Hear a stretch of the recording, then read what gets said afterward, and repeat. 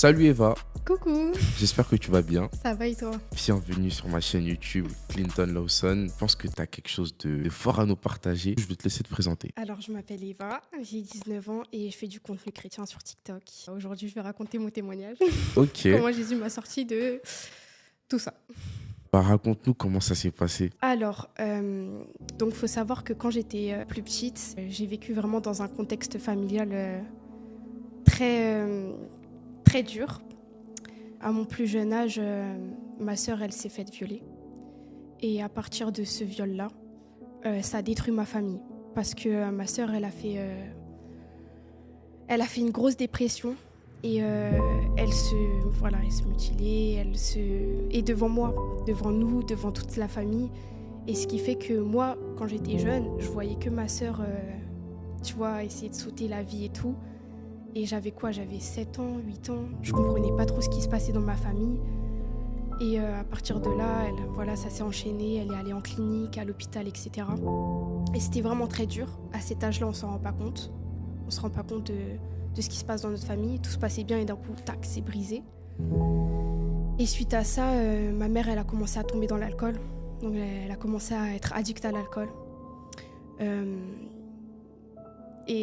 Ma mère, elle a commencé à tromper mon père. C'est moi qui a surpris ça, à mon âge. Ah ouais. Déjà que ma sœur, elle allait à l'hôpital, ensuite l'alcool, ensuite la tromperie, ensuite... Ça s'est enchaîné, en fait. C'est vraiment abattu. C'est vraiment enchaîné sur moi à mon plus jeune âge, mais aussi à mes sœurs. C'était un contexte qui n'était pas facile pour tout le monde. Et donc, suite à ça, je comprenais pas trop. J'étais vraiment perdue et... j'avais pas vraiment d'émotion, j'étais pas vraiment triste, mais j'étais juste dans l'incompréhension en fait par rapport à ça. J'ai commencé à tomber en dépression à l'âge de mes 13 ans. Waouh, mais attends, mais le diable n'a aucune élégance. Il s'attaque aux plus jeunes, genre dès le plus bas âge, il fait un carnage, c'est fou. C'était horrible parce que à cet âge-là, je voyais ma mère par terre, tu vois, avec l'alcool, elle tombait par terre. Et moi, je lui faisais du bouche à bouche et tout, à mon âge, tu vois. Ça m'a vraiment impactée. Et j'étais pas, on va dire, quand j'étais petite, je faisais beaucoup de crises d'angoisse, mais j'étais pas plus sensible que ça. C'est vraiment après que c'est venu dans ma vie impacter. Genre, c'est vraiment dans mon adolescence que c'est venu, je sais pas comment dire, mais c'est revenu après. Je me suis rendu compte de tout ce qui s'était passé. En fait, ça a été dans mon semé. enfance. Voilà. Et tu l'as malheureusement récolté dans ton adolescence. Voilà, exactement. À l'âge de mes 13 ans, j'avais des problèmes aussi avec la nourriture, etc. Enfin, les TCA. Je sais pas si tu connaissais le trouble comportement alimentaire. Et j'avais de l'anorexie. Je mangeais plus du tout et tout. Mes parents, en plus, ils s'inquiétaient, etc. Mais bon, voilà. À l'âge de mes 13 ans, donc c'était la période du collège, etc., je suis tombée en dépression. J'ai réalisé vraiment toutes les blessures et tout ce qui était brisé dans ma famille. Ça a été très dur parce que j'avais mon père. Mon père, faut savoir que pendant tout ce temps-là, pendant mon enfance, etc., il n'arrêtait pas de prier, je le voyais prier, je le voyais persévérer, je voyais que vraiment il voulait tenir ma famille, tu vois, vraiment un exemple. Mais moi, en tout cas, juste une petite parenthèse aussi, j'ai vu ton père sur TikTok, franchement, il est top. Hein. C'est Il un est trop bon marrant. papa. Ouais, ça. Amen. Ouais. Et genre, pendant ces années de collège, là, t'es tombé en dépression, tout ça, genre, t'avais rencontré Christ ou pas? Pas du tout. Pas du tout, j'étais loin de là. Mon père, suite à ça, il me parlait de Jésus. Il me parlait beaucoup de Jésus, il me parlait de son amour. Vraiment, mon père, c'est quelqu'un qui connaît beaucoup la parole de Dieu. Et à chaque fois, il me citait des versets comme quoi que Jésus, il m'aime, que Jésus, il est là, en fait, pour guérir mon cœur brisé. Et moi, je parlais à mon père et je disais, ouais, mais si vraiment Jésus, il existe, pourquoi alors tout se passe comme ça, quoi? En fait, j'avais la foi. J'avais envie de dire, j'avais pas la foi, mais je croyais en Jésus parce que j'ai grandi dans ça, mais j'avais pas la foi en lui. Voilà, j'avais pas la foi en lui. Et pour moi, tout ce qui se passait dans ma vie, c'était vraiment à cause de Dieu. Tu vois, il n'avait rien fait pour moi, il m'avait pas aidé, il m'avait laissé comme ça dès mon plus jeune âge, etc. On est rentré en confinement, donc là, ça a été vraiment la catastrophe. Bah ouais, parce que vous êtes tous réunis, tout ça, genre, ouais, un cocktail un peu... Ah ouais, ma dépression, elle était toujours là. Et pendant le confinement, je regardais beaucoup de séries, mais des séries pas bien, tu vois, drogue, alcool, faut profiter de sa jeunesse, etc. Et moi, il faut savoir, je faisais pas du tout de soirée, je buvais pas, je fumais pas, j'étais en dépression, mais je me laissais pas aller, tu vois, à tout ça. Et quand je suis rentrée en confinement, ce qui fait que ça m'a tellement monté, je sais pas comment dire, mais il y a tellement de choses qui sont venues en moi en mode faut que je profite de ma jeunesse. Dès que le confinement il est levé, je me fais plein d'amis, je commence à sortir, je fais des soirées, je veux vraiment profiter de ma jeunesse parce que pour moi j'avais perdu des années, parce que ma dépression elle me faisait que j'étais clouée dans mon lit, que vraiment je sortais plus, j'avais pas trop d'amis, voilà, j'étais vraiment quelqu'un qui était mal quoi. Dès que le confinement il a été levé, j'ai fait tout ce que j'avais en tête à cause des séries que je regardais. J'ai commencé à me faire plein d'amis. J'ai commencé à boire, à fumer. J'ai commencé à vraiment rentrer dans ce truc-là. Et voilà, ce que je tenais à préciser aussi, c'est que pendant toute mon enfance, j'ai pas eu la présence d'une mère. Du coup, j'avais pas la présence d'une mère. Elle était absente vu qu'elle s'occupait beaucoup de ma sœur, ma mère, par rapport au suicide, etc. Enfin, voilà. J'avais pas la présence d'une mère vu qu'elle sombrait aussi dans l'alcool, elle avait ses addictions et j'avais vraiment la présence d'un père mais pas d'une mère. Ce qui fait que ça a causé un trouble en moi, un manque d'amour féminin. Et dès que le confinement il s'est levé, j'ai commencé à faire des soirées, bad trip, c'était vraiment n'importe quoi. J'allais dans des soirées, je tombais dans la Loire. Je me retrouvais dans des baignoires, à moitié dénudée. Wow. Je voulais me suicider devant tout le monde. Je disais que j'en avais marre. Je tombais vraiment en bad trip. Je disais que je voulais vraiment en finir, quoi. Et suite à une soirée, j'ai rencontré une fille. Et déjà, depuis mon plus jeune âge, le diable me titillait avec ça. J'ai besoin d'amour féminin. J'ai plus besoin d'amour féminin que masculin. Ouais. J'ai rencontré une fille et j'ai eu des papillons dans le ventre. Donc c'est là que je me suis dit... Je suis lesbienne.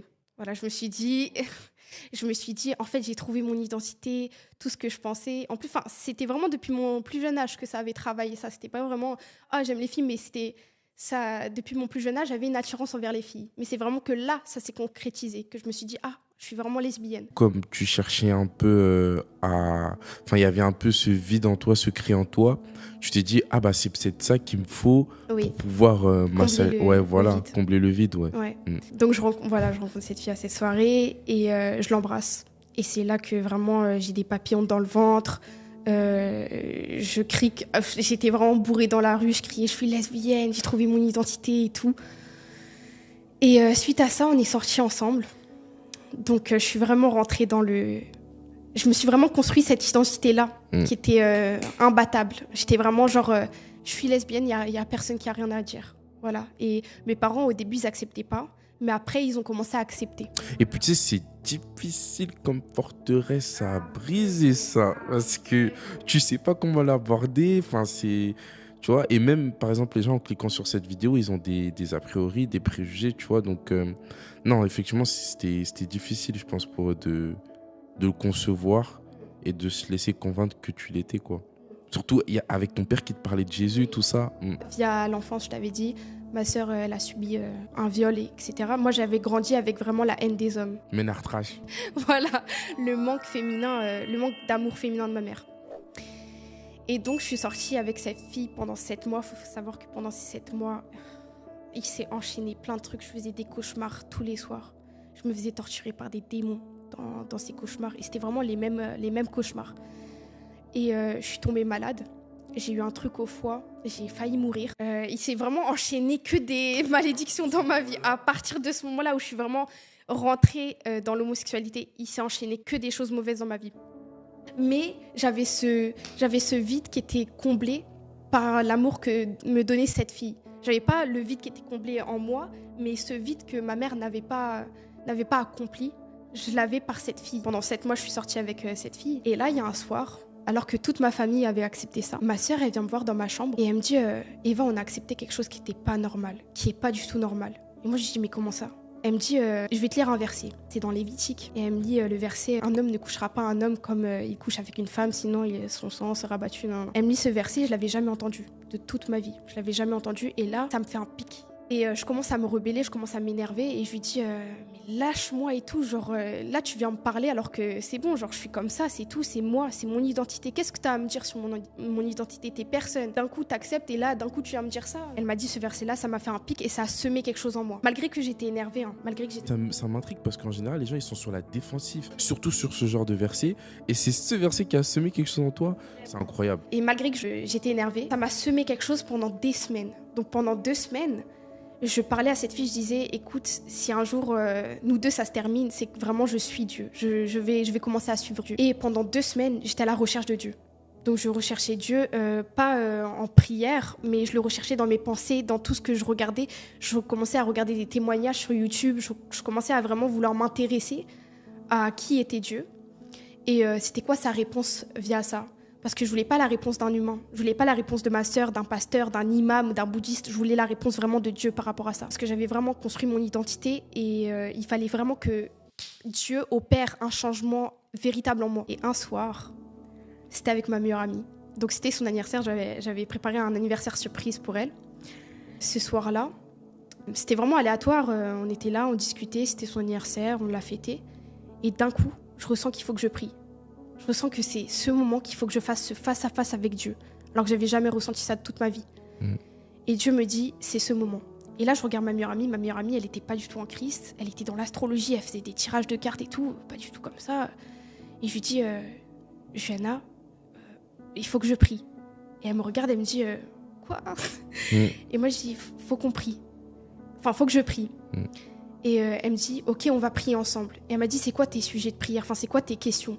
Et j'ai dit, je vais demander à Dieu qui il est et je vais demander en quoi l'homosexualité c'est un péché. Et j'ai dit, et j'ai rajouté important, j'ai rajouté, et s'il me répond, enfin, via sa réponse, je le suivrai, que ce soit oui ou que ce soit non. Donc je m'attendais vraiment, si Dieu me disait non, bah, j'allais le suivre, tu vois, vraiment une réponse de Dieu. Et d'un coup, je ressens une voix qui me parle dans mon cœur, qui me dit, tu vas avoir les réponses à tes questions, Eva, on va voir ce que ton père il t'a envoyé, Mario Martinez vidéo. Ça me dit le titre d'une vidéo.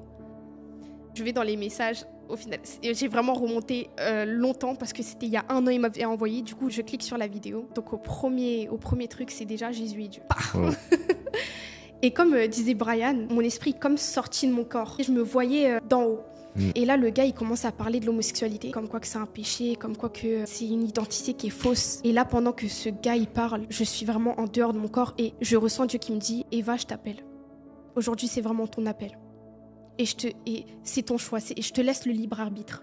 Est-ce que tu veux me suivre ou est-ce que tu veux pas me suivre? En esprit, je peux dire que c'est vraiment puissant. Je me voyais vraiment reliée dans des chaînes, en enfer. Donc vraiment, je me voyais dans des flammes avec cette fille enchaînée. Et Dieu me disait, c'est là où tu es. Et c'est là où tu t'es placée. C'est pas moi qui a voulu ça pour ta vie, Eva. Tu t'es placée là toute seule. Et Dieu m'a vraiment fait cet appel de « Suis-moi, j'ai meilleur pour ta vie.